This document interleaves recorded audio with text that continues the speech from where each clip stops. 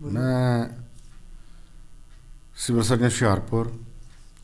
समूह हुशियारपुर वासियों नूं, हुशियारपुर जिला वासियों नूं ये दसना चाहता हाँ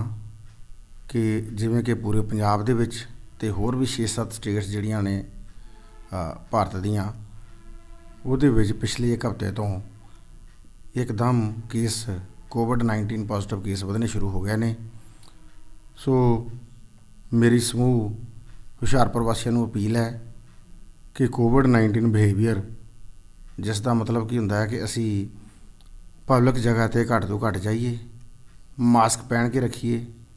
एक दूजे तो सोशल डिस्टेंस घट तो घट 2 गज 6 फुट ते रखिए, बार बार साबण पानी नाल हत्थ धोइए, तो जे साबण पानी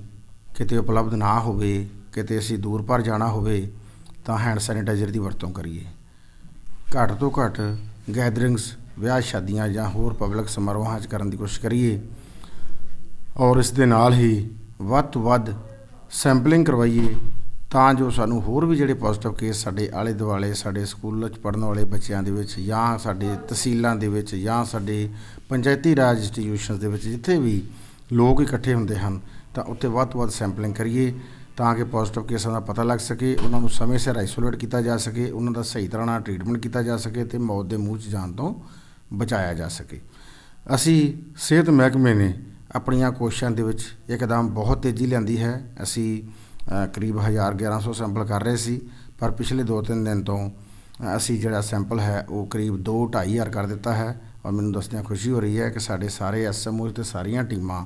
बहुत सख्त मेहनत कर रहे हैं और अज मिति 25 फरवरी 2680 टोटल सैंपलिंग असी की है पर नाल दी नाल ही जो सानू रिजल्ट रिसीव होए हैं उन्हां दे विच 1636 रिजल्ट दे विचों साढ़े 35 केस जो हैं वो सिविल हस्पताल हुशियारपुर पॉजिटिव आए हैं। सो मैं तुहानूं सारिआं नूं फिर अपील करदा होया कि कोविड एप्रोप्रिएट बिहेवियर नूं पूरी तरह नाल अपनी जिंदगी विच अपनाओ,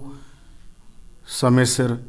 सैंपलिंग कराओ और सरकार दीआं हदायतां मुताबक ਜਿਹੜੇ भी वर्ग नूं वैक्सीनेशन के बारे सरकार वालों मैसेज प्राप्त होंदा है जां सही महकमे वालों कहा जाता है वो कृपा करके वैक्सीनेशन कराओ। कंटेनमेंट जोन बनाए तो हाँ कुछ एक एरिया साढ़े इहो ਜਿਹੇ ਹਨ गढ़शंकर तहसील ਦੇ ਵਿੱਚ ਜਿਹਦੇ ਵਿੱਚ ਸਾਨੂੰ 2 ਪਿੰਡਾਂ ਦੇ ਵਿੱਚ ਧਮਈ ਔਰ ਅਲਾਵਲਪੁਰ